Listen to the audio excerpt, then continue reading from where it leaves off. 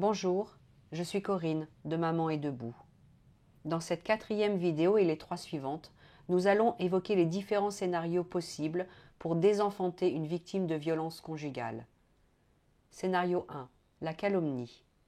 Ce scénario marche pour les pères bien insérés socialement et qui justifient d'une bonne place dans la société. Ils sont crédibles en bons pères de famille et la mère, anéantie par des années d'emprise et de violence, toujours psychologique, parfois physique, apparaît comme instable psychologiquement.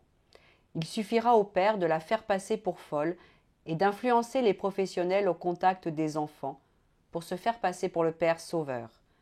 Plus il usera avec talent des carences du système pour valider son discours, et plus la mère perdra pied, pour être à la fin vraiment prise pour folle. On ira même jusqu'à la qualifier d'hystérique. C'est le terme désigné auprès des experts commis par les tribunaux pour évaluer la situation. On y trouve aussi pêle-mêle des mères qualifiées de folles, de menteuses, de bipolaires ou toute autre pseudo-pathologie psychiatrique. Évidemment, dans ce cas, on préférera confier les enfants au père. Il est à noter que les accusations peuvent aller encore plus loin, vers des abus physiques ou sexuels. Le malheur est qu'il arrive que ça marche aussi, surtout si le père a une fonction dans l'aide sociale ou qu'il fait figure d'autorité. Scénario 2. Le renversement des rôles. La mère victime de violences conjugales a le malheur d'avancer ce dont elle a été victime pour justifier qu'on lui confie les enfants. Le problème étant que trop souvent elle n'a pas de preuves ou que la justice n'a pas eu le temps de trancher.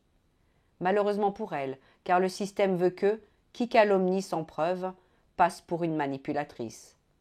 Résultat, le père passe pour la victime, la mère pour perverse, et on lui retire ses enfants pour les donner au père. Quand il ne nous tue pas, il nous désenfante.